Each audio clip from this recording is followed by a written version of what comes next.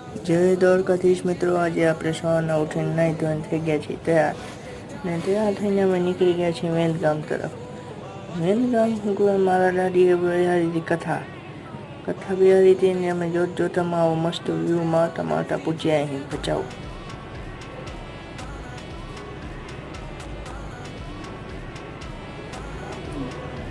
હવે આવો મસ્ત વ્યૂ મળીને અમે નીકળી ગયા છીએ વેદગામ તરફ.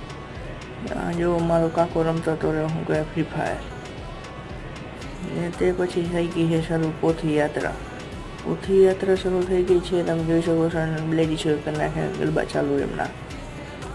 જોતામાં મારી મમ્મીએ પણ ઉપાડી લીધી પોથી.